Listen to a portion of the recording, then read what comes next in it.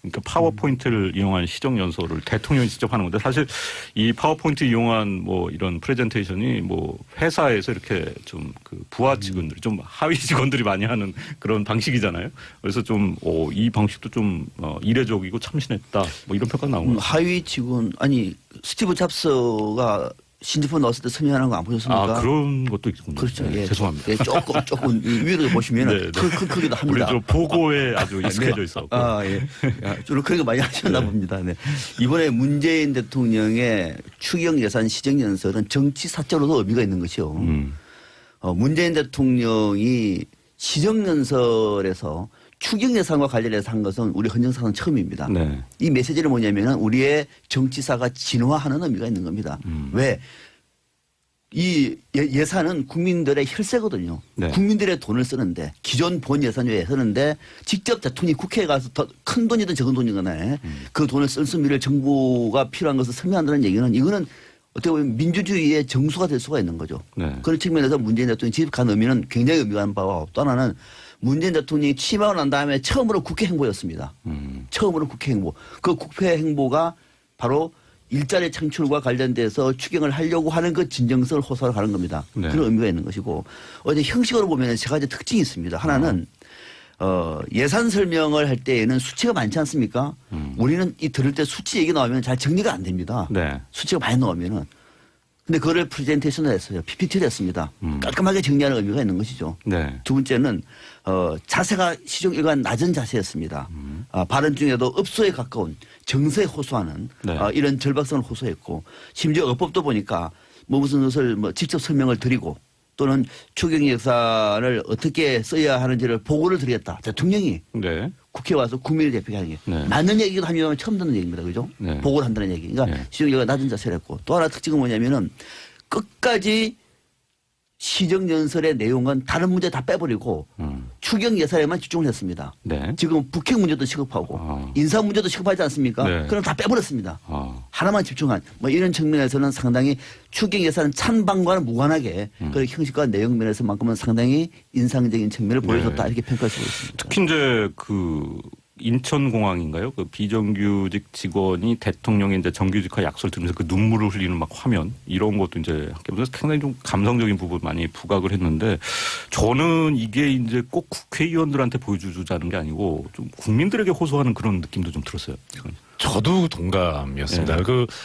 근본적으로 문재인 대통령과 새 정부에서 관통하고 있는 일관된 흐름은 국민과 직접 소통을 하고 국민에게 직접 이야기를 하겠다는 것 아닌가. 더더군다나 지금 국회의 의석 분포가 여소야대이기 때문에 물론 국회의원들을 상대로 이 예산안이 통과가 되려면 결국 국회의 동의를 얻어야 되기 때문에 국회의원을 상대로 하는 설명이긴 하지만 네. 그 국회의원을 압박할 수 있는 것은 결국 주권자인 국민의 목소리와 힘이다라고 하는 것을 인지하고 있기 때문에 네. 그래서 국민을 상대로 직접 호소를 하고 설명하는 뭐 생중계되는 것이고 다 알고 있기 때문에 네. 그래서 그걸 노린 것이 아닌가. 그래서 뭐 한간에 알려지기를 이 프리젠테이션 방식을 청와대 뉴미디어 비서관실에서 네. 기획을 해가지고 실행을 했다고 하는데 이 여기가 이제 문재인 대통령의 SNS 계정이라든가 청와대 뭐 정부 SNS 계정을 관리하고 있거든요. 네.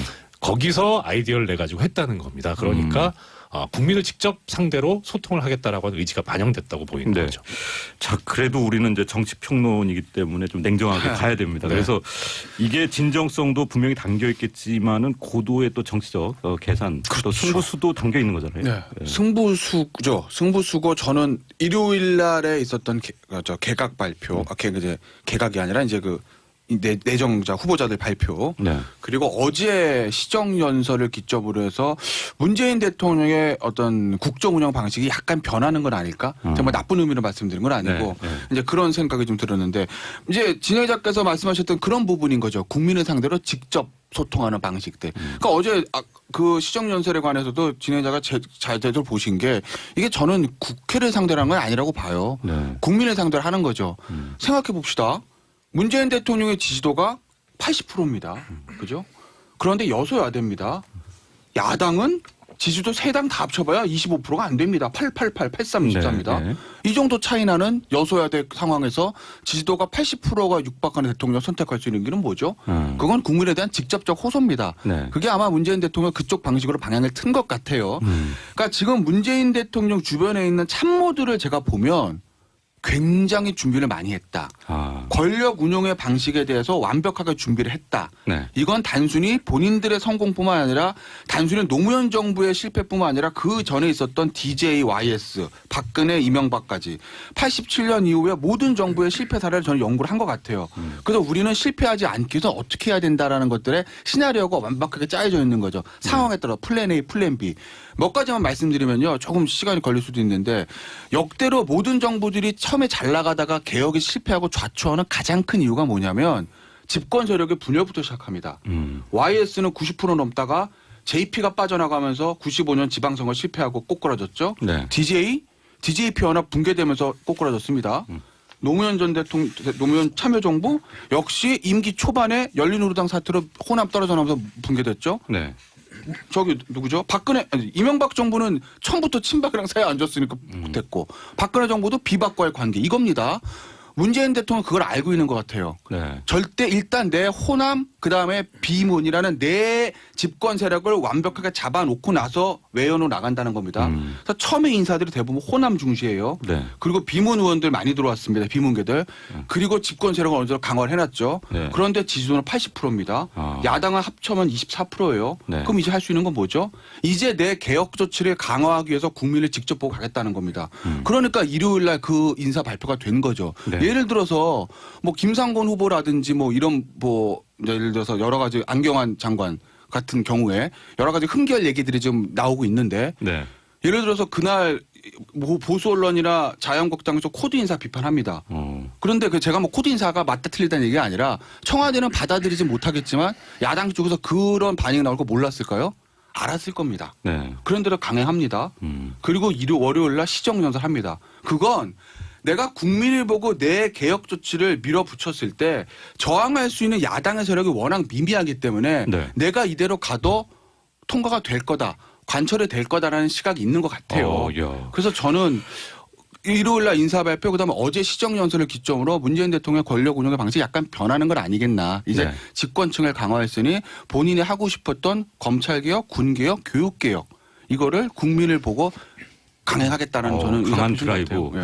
예. 네, 지금 내용도 인상적이지만은 김태현 변호사 메모 하나 없이 이렇게 길게 말씀하시는 정말 너무 대단하시네요. 길었나요? 예.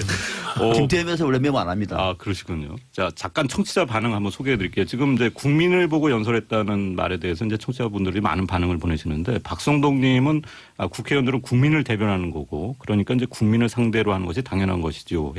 하셨습니다. 사마나 50 님은 당연하지 왜 국회의원들한테 얘기를 하나요? 국민들을 보고 정치를 해야죠. 이게 진정한 대통령입니다 하셨고요.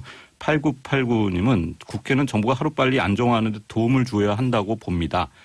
시동을 걸었는데 공회전만 하게 하는 거는 문제가 있지 않나. 그런데 어제 이제 사실 청취자 문자 중에는 이런 내용도 많았습니다. 뭐 정부를 견제하는 게 국회의 역할이니까 야당의 입장을 또 이해해야 한다. 이런 뭐 내용도 있었는데 사실 이제 어제 많이 화제가 됐던 것은 우리가 당연히 시정연설 뭐 말미라든지 중간에는 이런 뭐 일자리 창출 정책을 시행하기 위해서는 내각의 빠른 인선이 좀 절실하다. 인사청문회에 대한 좀 협조를 호소하는 내용이 분명히 담길 것으로 예상이 됐었는데 없었습니다. 저는 분명히 당겨지지 않을 것으로 예상을 했습니다. 미리 그렇게 보셨군요. 예, 저는 그렇게 봤습니다. 그게 정답인 거예요. 과거에 우리가 비정상을 본 겁니다.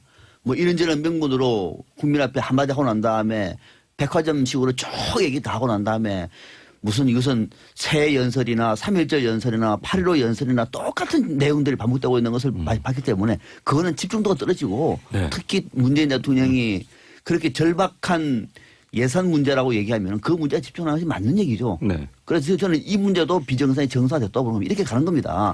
국회에서 하는 이른바 그 정기국회에서의 시정연설이 아니지 않습니까? 네. 그런 측면에서 맞는 것인데 네. 저는 여기 국회에서 우리가 흔히 국회를 민의의 정당이라고 얘기하지 않습니까? 민의.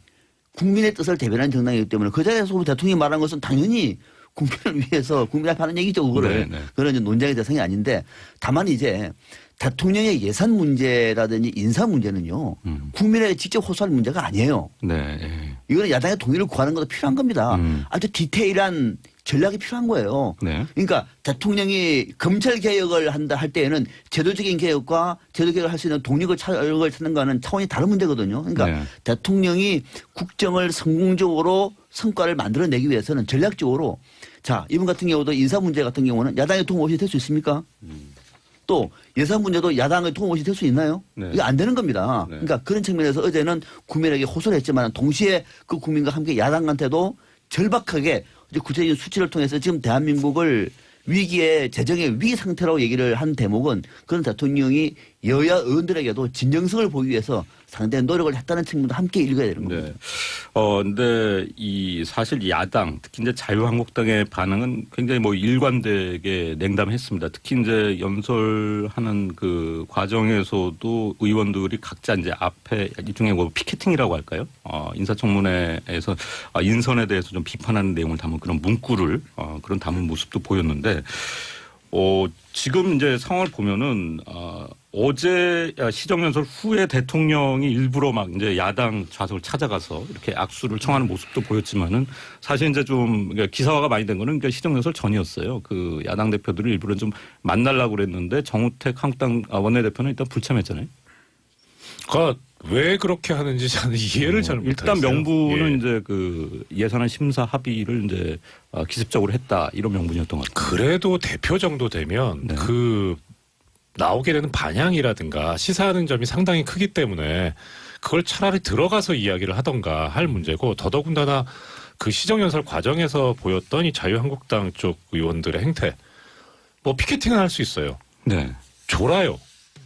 어젯밤에 무엇을 하셨는지 네. 그런 부분도 계시고 이 부분에서 여러 가지 드릴 말씀이 꽤 있는데 하나 이제 말씀드리고 싶은 거는 지금 국민들이 뭐라고 얘기하냐면 국회 해산해야 된다는 얘기가 나옵니다. 물론 네. 헌법상은 불가능한데 네. 거기서 많이 동의들을 하고 있어요. 이게 무슨 의미인지 또 생각을 좀 해봐야 되지 않나 뭐 싶습니다. 야당의 반응 관련해서 2부에서 한번 또 전체적으로 한번 자세하게 짚어보겠습니다. 자, 이슈토크 2부로 이어가겠습니다. 박진호의 사자망대 이슈토크 2부 이어가겠습니다. 샵 1035로 여러분의 의견 계속 받고 있습니다. 단문 50원, 장문 100원의 정보 이용료 부과되는데요.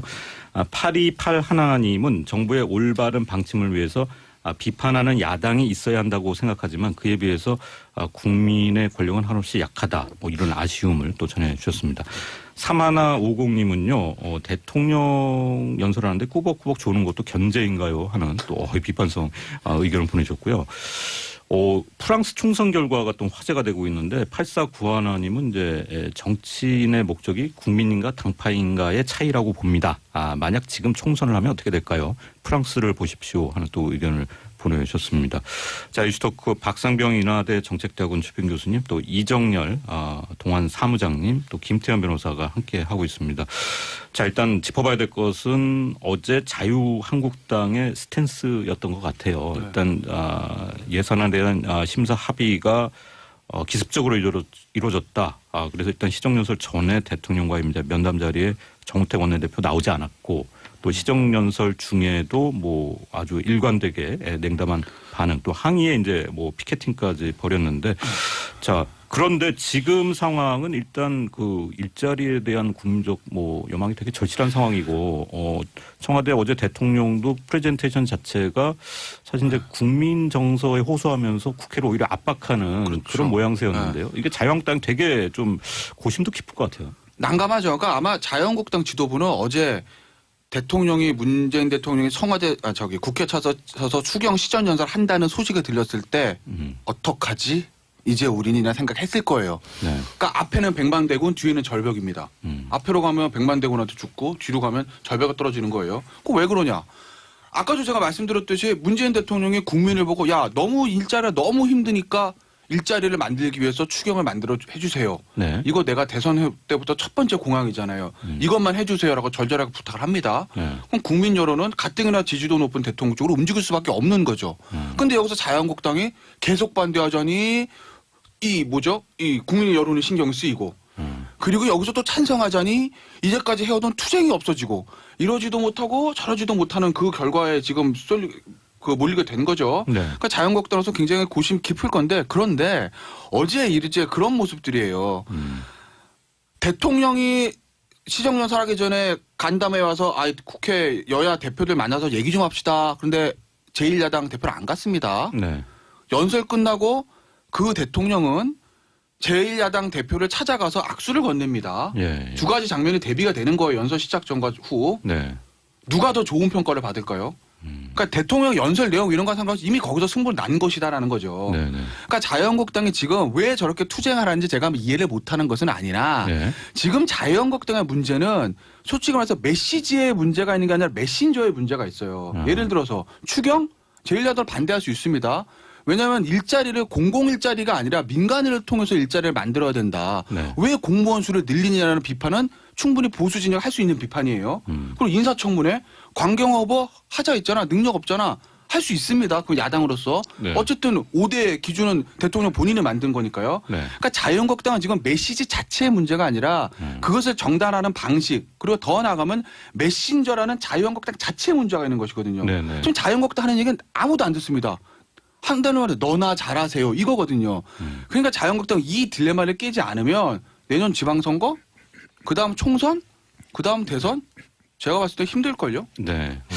어떻게 생각해 보면 지금 이제 시대적 과제라는 게 있는데 거기에 대한 저 호응을 국민들이 많이 바라는 부분이 있지만은 근데 또 냉정하게 생각해 보면은 야당 입장에서는 아무리 지지도가 높은 정부라고 할지라도 뭐 견제할 거는 해야 되는 거 아니겠습니까? 당연하죠. 예, 그게 야당의 기본적인 자세고 그러라고 있는 게 야당이고요. 또한 국회도 상권분립의 원칙상 네. 정부를 견제하고 또 법원을 견제하는 게 그 나름대로의 역할이고 그러면서 균형이 이루어지는 건데요. 근데 문제는 견제는 좋은데 뭐 제가 야구를 예로 들어볼게요. 견제구를 투수가 던지잖아요. 그럼 뭐 예를 들어 롯데 부산 사직구장 가면 나온 얘기 있습니다. 하지 말라고. 예. 그리고 뭐 네. 잠실구장 가면 앞으로 던져라 이럽니다. 그러니까 아. 결국 이 야당이 견제하는 건 좋은데 네. 중점을 둬야 될 거는 타자와의 승부. 이때 타자는 국민이죠. 국민을 바라보고 해야 되는데 네, 네. 조금 전에 김 변호사님 말씀하신 것처럼 국민들은 너나 잘해라고 한단 말이에요. 네. 그러면은 그걸 따지고 보고 생각하고 우리가 어떤 스탠스를 가져야 되고 어떤 얘기를 해야 된다.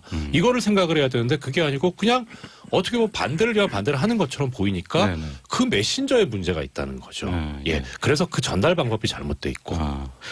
어떻게 보면은 뭐 지금 이제 실업난의 돌파구를 찾기 위한 뭐 추경 예산의 필요성이 있는 건데 그 내용 면에서는 뭐 야당에서 이제 조목조목 좀 따질 필요가 있는 거고 뭐 그런 부분이야 당연히 해야 되는 거 아니겠어요? 그런 점을 이제 자유한국당이 제1야당 아닙니까? 예. 주도를 했어야 되는 거죠. 그러니까 지금 자유한국당이 내년 지방선거에서 어떤 전략을 갖고 있을지 모르나 네.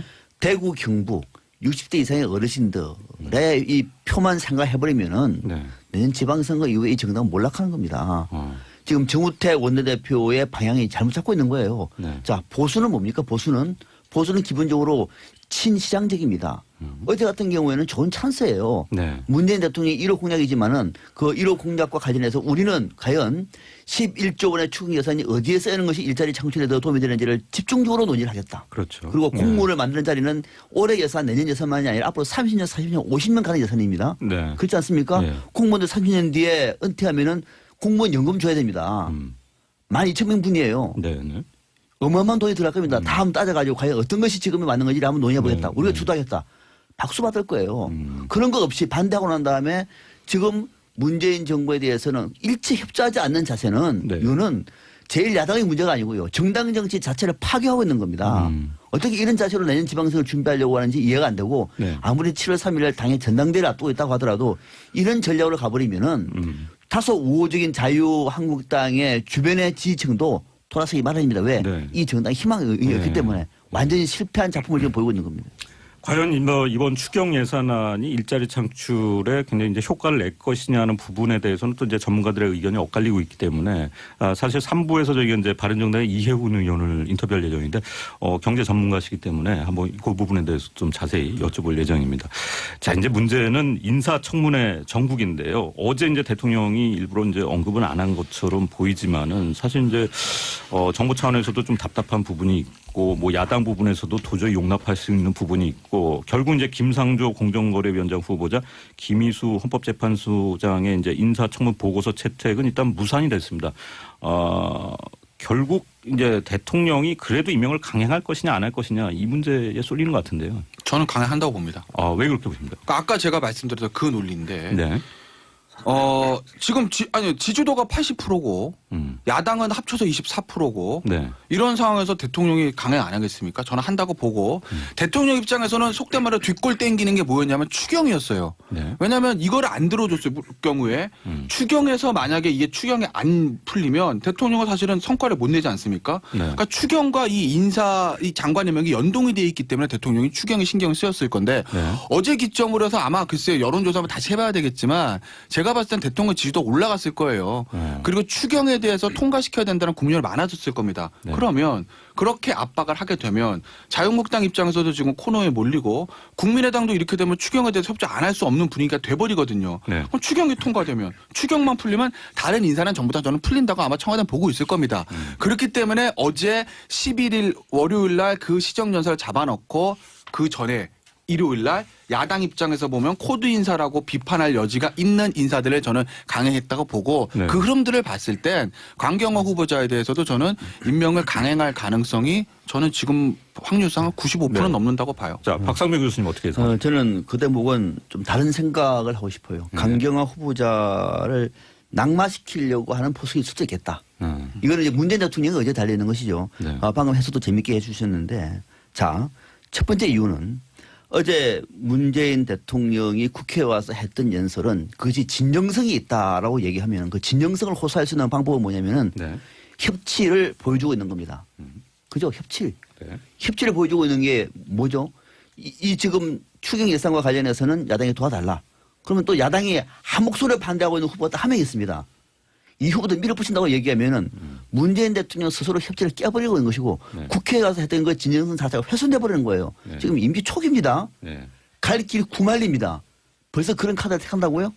강경화 후보자밖에 없습니까? 네. 상당히 많고 다른 후보자도 몰라도 강경화 후보자는 야 3당에 공히 반대하고 있어요.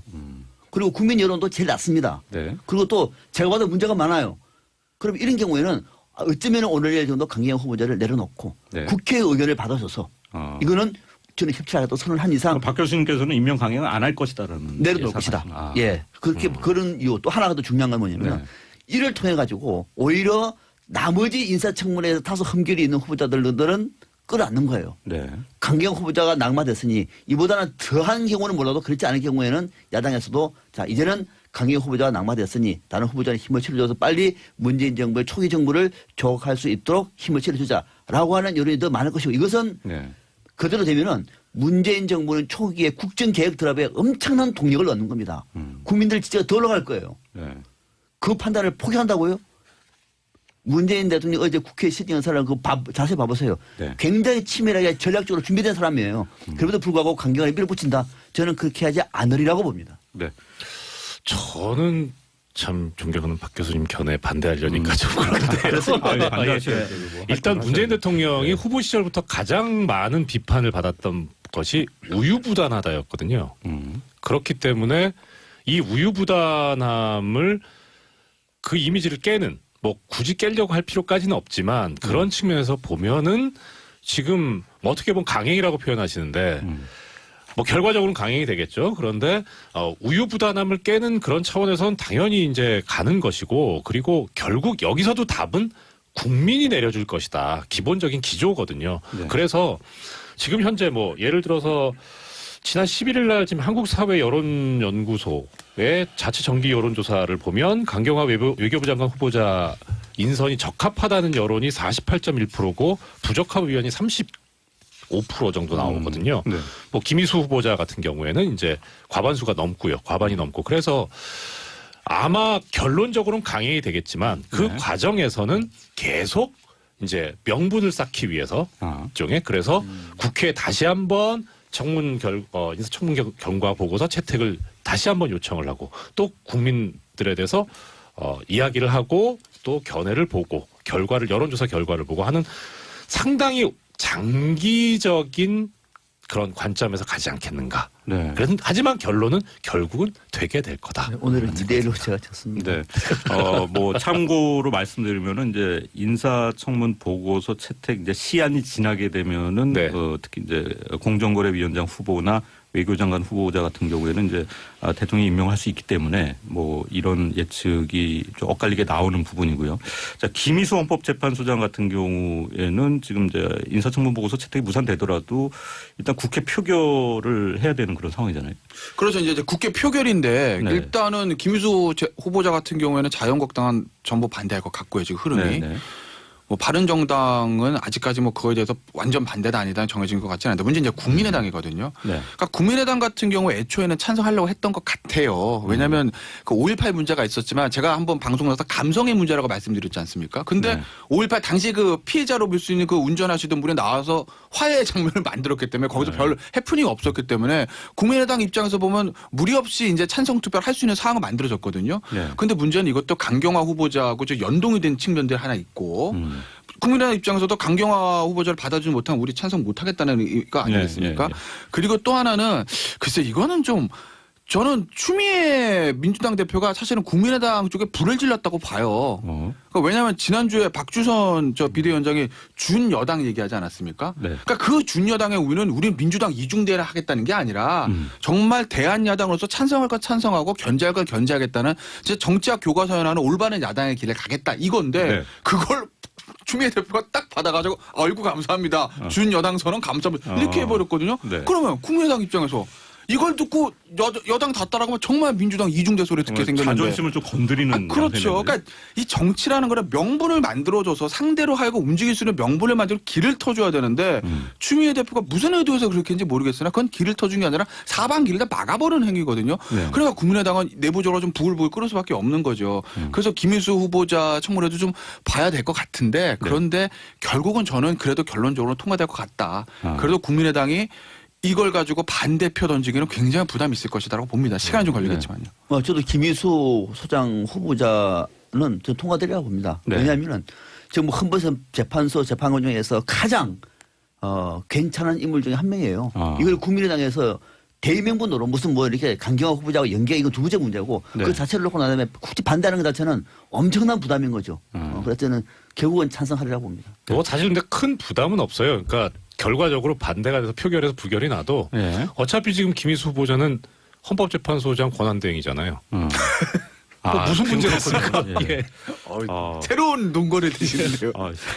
자, 청취자 박성동님께서는 뭐 강경화 장관 후보자를 낙마시킨다고 해서 자유한국당을 포함한 야당들이 나머지 인사들에 대해서 받아들이고 추경 예산안을 받아들일까요? 뭐 하는 의문을 또 다른 반대를 할 거다. 이런 의견을 보내셨는데 자 2690님이 박상병 교수님께 직접 여쭤보시는데요. 네. 제 생각에는 대통령이 강경화 후보자를 포기한다고 해도 자유한국당은 뭐 다른 장관 후보도 계속 낙마를 주장할 텐데 그때는 어떻게 해야 합니까? 네, 2690님 고맙습니다. 네.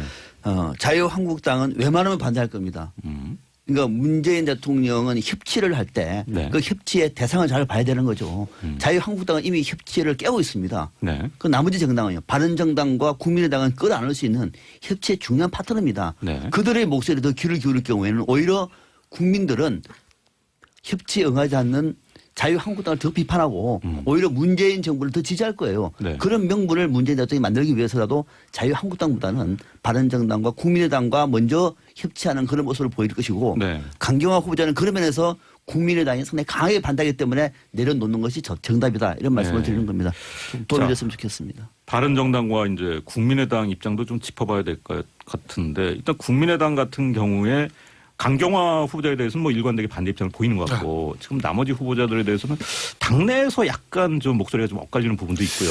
잘 정리가 안 되는 부분도 좀 있는 것 같아요. 그러니까 국민의당의 처한 묘한 스탠스 때문에 그래요. 그러니까 야당으로서 선명성을 좀 보여줘야 되는 것도 있는데, 그러니까 선명성이라는 게 반드시 투쟁이라기보다 네. 이 잘못하게 되면 국민의당 입장에서는 진짜 이중대 소리가 들을 수도 있거든요. 거기다가 호남이라는 같은 지역적 기반을 하고 있고. 네. 그런데 잘못 여당을 다 따라가게 되면 민주당 이중대 소리 듣겠고.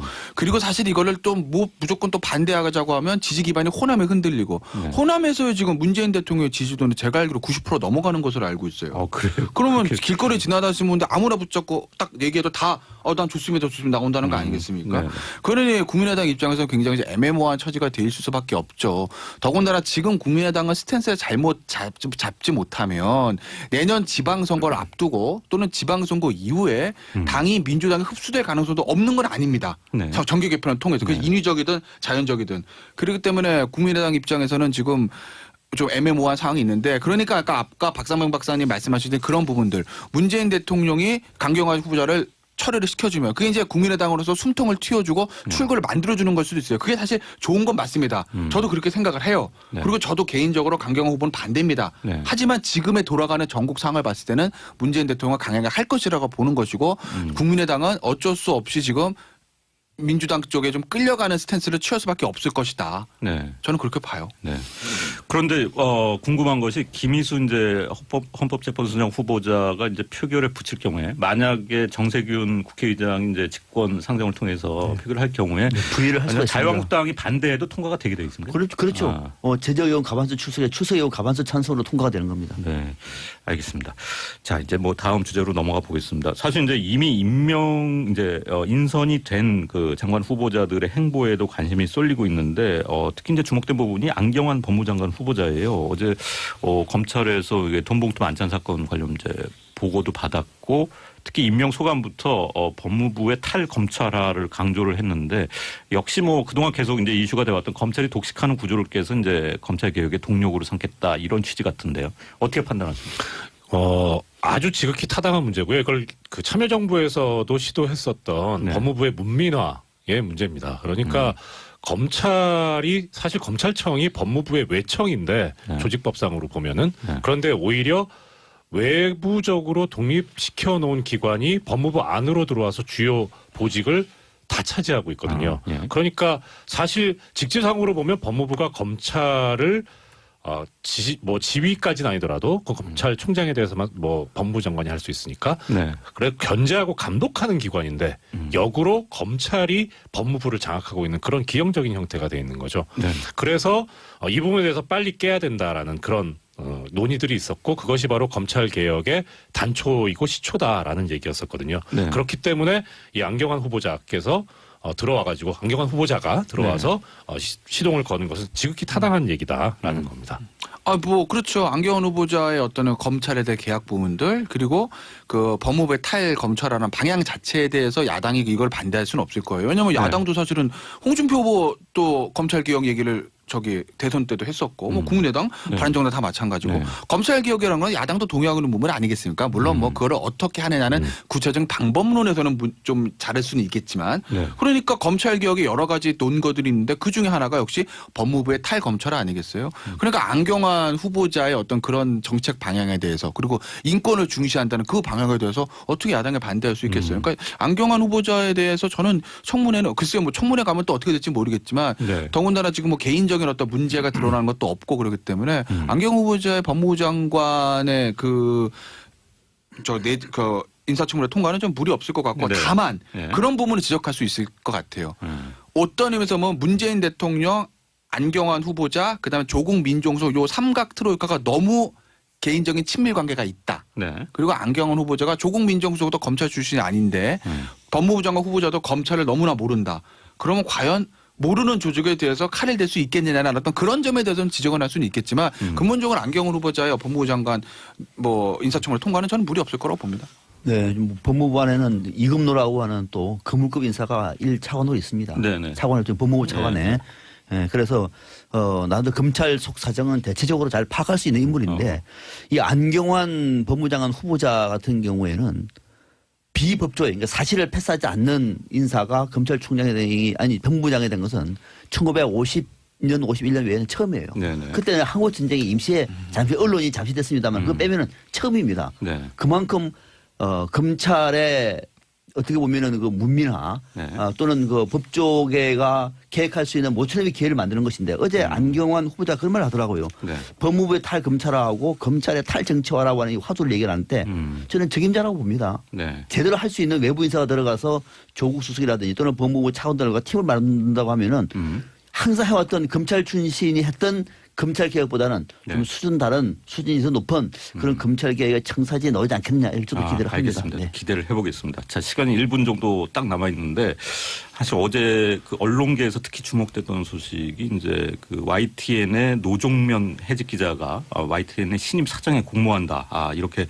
공개적으로 입장을 밝히면서 이제 적잖게 화제가 되고 또 앞으로 결과가 주목되고 있습니다. 이정열 전 판사께서는 어떻게 보십니까? 예, 저하고 그 미디어 협동조합 국민TV에서 같이 일을 해가지고 좀 아는데요. 진짜 그야말로 이 해직 기자 출신이 공정 언론 특히 주장하다가 해직이 된 네. 예, 그런 해직 기자 출신이 그 해직됐던 언론사의 사장으로 다시 들어간다라고 하는 게 그야말로 뭐 지금 여러 가지 새 정부가 들어서면서 획기적이고 혁명적인 이야기들이나 조치들이 취해지고 있는데 이 또한 또 획기적인 일이 아니겠는가 싶고요. 네. 게다가 가장 YTN의 문제를 잘 알고 있는 사람이 들어갈 수 있다는 거죠. 그래서 지금 뭐 현재까지는 모르겠습니다만 경쟁 후보로 나오려고 하시는 분들이 과연 선뜻 용단을 내릴 수 있을까라는 생각은 좀 듭니다. 주목되는 부분입니다. 네. 자, 청취자 3241님은 택시 손님이 내리시면서 이런 좋은 프로가 있었네요 하시면서 내리시네요. 누구나 이해할 수 있게 설명해 주시는 패널 세 분께 감사드립니다 하는 문자를 보내셨습니다. 고맙습니다. 자, 오늘도 박상병 교수님, 김태현 변호사님 또 이정열 사무장님 함께 하셨습니다. 세 분 말씀 감사드립니다. 네. 네, 감사합니다. 그래서 처음에 인사들이 대부분 호남 중시예요. 네. 그리고 비문 의원들 많이 들어왔습니다. 비문계들. 그리고 집권 세력을 어느 정도 강화를 해놨죠. 네. 그런데 지지도는 80%입니다. 아. 야당을 합쳐면 24%예요. 네. 그럼 이제 할 수 있는 건 뭐죠? 이제 내 개혁 조치를 강화하기 위해서 국민을 직접 보고 가겠다는 겁니다. 그러니까 일요일 날 그 인사 발표가 된 거죠. 네. 예를 들어서 뭐 김상곤 후보라든지 뭐 이런 뭐 예를 들어서 여러 가지 안경환 장관 같은 경우에 여러 가지 흠결 얘기들이 좀 나오고 있는데 네. 예를 들어서 그날 뭐 보수 언론이나 자유한국당에서 코드 인사 비판합니다. 그런데 그 제가 뭐 코드 인사가 맞다 틀리다는 얘기가 아니라 청와대는 받아들이지 못하겠지만 야당 쪽에서 그런 반응이 나올 거 몰랐을까요? 알았을 겁니다. 네. 그런데도 강행합니다.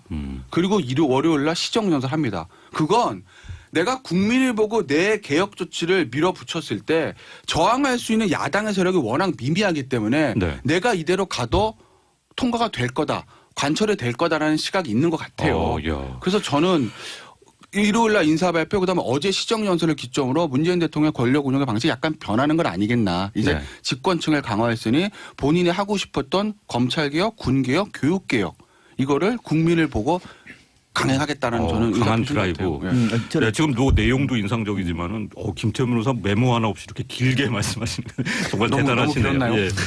김태현 변호사 원래 메모 안 합니다. 그러시군요. 자, 잠깐 청취자 반응 한번 소개해 드릴게요. 지금 이제 국민을 보고 연설했다는 말에 대해서 이제 청취자분들이 많은 반응을 보내시는데 박성동 님은 국회의원들은 국민을 대변하는 거고 그러니까 이제 국민을 상대로 하는 것이 당연한 것이지요. 하셨습니다. 사마나 50님은 당연하지 왜 국회의원들한테 얘기를 하나요? 국민들을 보고 정치를 해야죠. 이게 진정한 대통령입니다 하셨고요. 8989님은 국회는 정부가 하루빨리 안정화하는 데 도움을 주어야 한다고 봅니다. 시동을 걸었는데 공회전만 하게 하는 거는 문제가 있지 않나. 그런데 어제 이제 사실 청취자 문자 중에는 이런 내용도 많았습니다. 뭐 정부를 견제하는 게 국회의 역할이니까 야당의 입장을 또 이해해야 한다. 이런 뭐 내용도 있었는데 사실 이제 어제 많이 화제가 됐던 것은 우리가 당연히 시정연설 뭐 말미라든지 중간에는 이런 뭐 일자리 창출 정책을 시행하기 위해서는 내각의 빠른 인선이 좀 절실하다. 인사청문회에 대한 좀 협조를 호소하는 내용이 분명히 담길 것으로 예상이 됐었는데 없었습니다. 저는 분명히 당기지 않을 것으로 예상을 했습니다. 미리 그렇게 보셨군요. 예, 저는 그렇게 봤습니다. 그게 정답인 거예요. 과거에 우리가 비정상을 본 겁니다. 뭐 이런저런 명분으로 국민 앞에 한마디 하고 난 다음에 백화점식으로 쭉 얘기 다 하고 난 다음에 무슨 이것은 새해 연설이나 3.1절 연설이나 8.15 연설이나 똑같은 내용들이 반복되고 있는 것을 봤기 때문에 그거는 집중도가 떨어지고 네. 특히 문재인 대통령이 그렇게 절박한 예산 문제라고 얘기하면 그 문제에 집중하는 것이 맞는 얘기죠. 네. 그래서 저는 이 문제도 비정상이 정상화됐다고 보면 이렇게 가는 겁니다. 국회에서 하는 이른바 그 정기국회에서의 시정연설이 아니지 않습니까? 네. 그런 측면에서 맞는 것인데 네. 그러니까 파워포인트를 이용한 시정연설을 대통령이 직접 하는 건데 사실 이 파워포인트 이용한 뭐 이런 프레젠테이션이 뭐 회사에서 이렇게 좀 그 부하 직원들이 좀 하위 직원들이 많이 하는 그런 방식이잖아요. 그래서 좀 이 방식도 좀 이례적이고 참신했다. 뭐 이런 평가 나온 거죠. 하위 직원 아니 스티브 잡스가 신제품 나왔을 때 설명하는 거 안 보셨습니까? 아 그런 것도 있군요. 그렇죠. 네, 예. 죄송합니다. 예, 조금 위로 보시면 네, 네. 크기도 우리 합니다. 저 보고에 아주 익숙해져 있었고. 아, 예. 주로 그런 거 많이 하셨나 봅니다. 네. 이번에 문재인 대통령의 추경 예산 시정연설은 정치 사적으로도 의미가 있는 것이요. 문재인 대통령이 시정연설에서 추경 예산과 관련해서 한 것은 우리 헌정사상 처음입니다. 네. 이 메시지는 뭐냐면은 우리의 정치사가 진화하는 의미가 있는 겁니다. 왜? 이 예산은 국민들의 혈세거든요. 네. 국민들의 돈을 쓰는데 기존 본 예산 외에 쓰는데 직접 대통령이 국회에 가서 더 큰 돈이든 적은 돈이든 간에 그 돈을 쓸 수미를 정부가 필요한 것을 설명한다는 얘기는 이거는 어떻게 보면 민주주의의 정수가 될 수가 있는 거죠. 네. 그런 측면에서 문재인 대통령이 지급한 의미는 굉장히 의미가 있는 바와 또 하나는 문재인 대통령이 취임하고 난 다음에 처음으로 국회 행보였습니다. 처음으로 국회 행보. 그 국회 행보가 바로 일자리 창출과 관련돼서 추경을 하려고 하는 그 진정성을 호소하러 가는 겁니다. 네. 그런 의미가 있는 것이고 어제 형식으로 보면 세 가지 특징이 있습니다. 하나는 예산 설명을 할 때에는 수치가 많지 않습니까? 우리는 이 들을 때 수치 얘기 나오면 잘 정리가 안 됩니다. 네. 수치가 많이 나오면은. 근데 그거를 프레젠테이션을 했어요. PPT를 했습니다. 깔끔하게 정리하는 의미가 있는 것이죠. 네. 두 번째는 자세가 시정 일관 낮은 자세였습니다.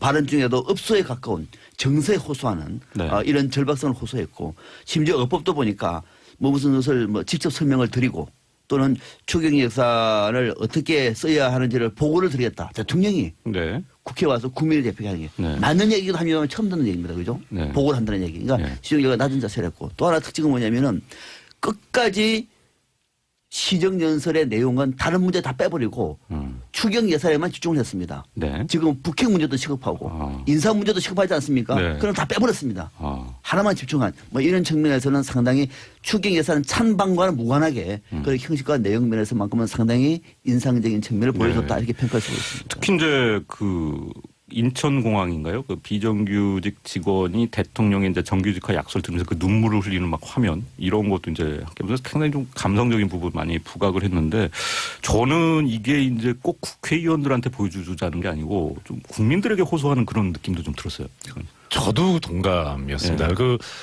근본적으로 문재인 대통령과 새 정부에서 관통하고 있는 일관된 흐름은 국민과 직접 소통을 하고 국민에게 직접 이야기를 하겠다는 것 아닌가. 더더군다나 지금 국회의 의석 분포가 여소야대이기 때문에 물론 국회의원들을 상대로 이 예산안이 통과가 되려면 결국 국회의 동의를 얻어야 되기 때문에 국회의원을 상대로 하는 설명이긴 하지만 네. 그 국회의원을 압박할 수 있는 것은 결국 주권자인 국민의 목소리와 힘이다라고 하는 것을 인지하고 있기 때문에 네. 그래서 국민을 상대로 직접 호소를 하고 설명하는 뭐 생중계되는 것이고 다 알고 있기 때문에 네. 그래서 그걸 노린 것이 아닌가. 그래서 뭐 한간에 알려지기를 이 프리젠테이션 방식을 청와대 뉴미디어 비서관실에서 네. 기획을 해가지고 실행을 했다고 하는데 이 여기가 이제 문재인 대통령의 SNS 계정이라든가 청와대 뭐 정부 SNS 계정을 관리하고 있거든요. 네.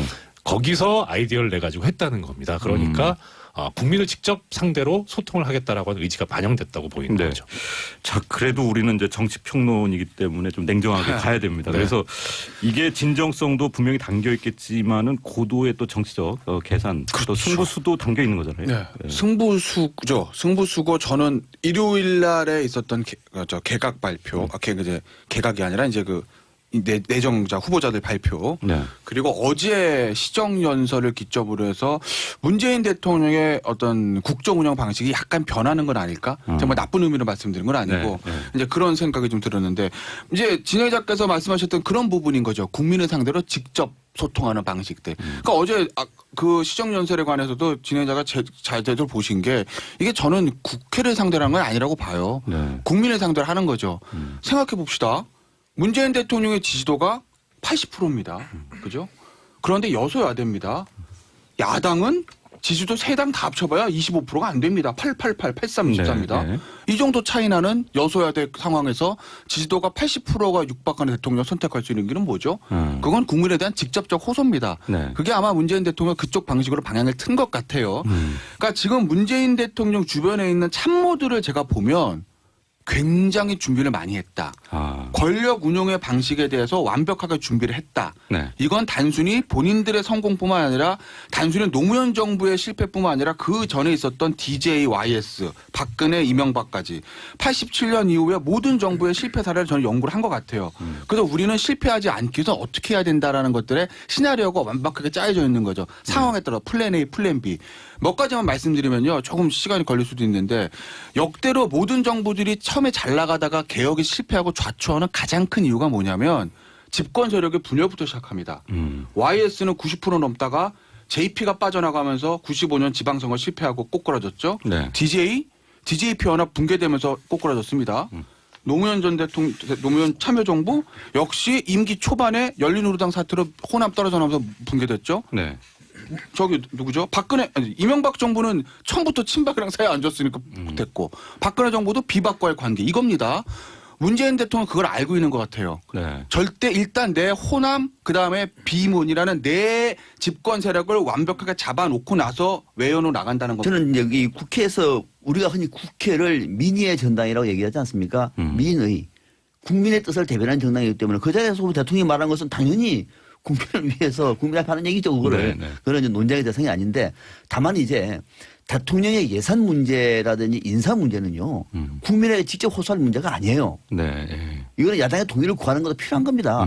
아주 디테일한 전략이 필요한 거예요. 네. 그러니까 대통령이 검찰 개혁을 한다 할 때에는 제도적인 개혁과 제도 개혁을 할 수 있는 동력을 찾는 거는 차원이 다른 문제거든요. 그러니까 네. 대통령이 국정을 성공적으로 성과를 만들어내기 위해서는 전략적으로 자 이번 같은 경우도 인사 문제 같은 경우는 야당의 도움 없이 될 수 있습니까?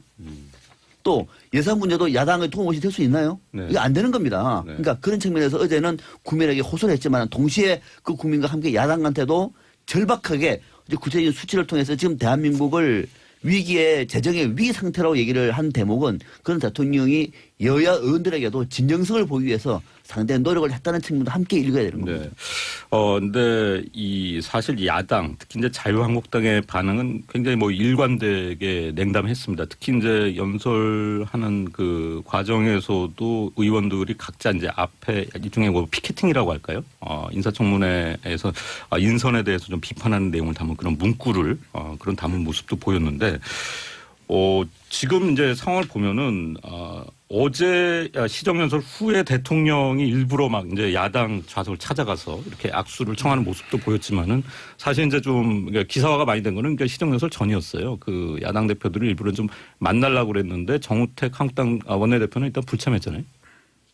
그러니까 왜 그렇게 하는지 저는 이해를 잘 못하겠어요. 일단 명분은 예. 이제 그 예산안 심사 합의를 이제 기습적으로 했다 이런 명분이었던 것 같아요. 그래도 대표 정도 되면 네. 그 나오게 되는 반향이라든가 시사하는 점이 상당히 크기 때문에 그걸 차라리 들어가서 이야기를 하던가 할 문제고 더더군다나 그 시정연설 과정에서 보였던 이 자유한국당 쪽 의원들의 행태 뭐 피켓팅은 할 수 있어요. 네.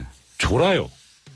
어젯밤에 무엇을 하셨는지 네. 그런 부분도 계시고 이 부분에서 여러 가지 드릴 말씀이 꽤 있는데 하나 이제 말씀드리고 싶은 거는 지금 국민들이 뭐라고 얘기하냐면 국회 해산해야 된다는 얘기가 나옵니다. 물론 네. 헌법상은 불가능한데 네. 거기서 많이 동의들을 하고 있어요. 이게 무슨 의미인지 또 생각을 좀 해봐야 되지 않나 뭐 싶습니다. 야당의 반응 관련해서 2부에서 한번 또 전체적으로 한번 자세하게 짚어보겠습니다. 자, 이슈토크 2부로 이어가겠습니다.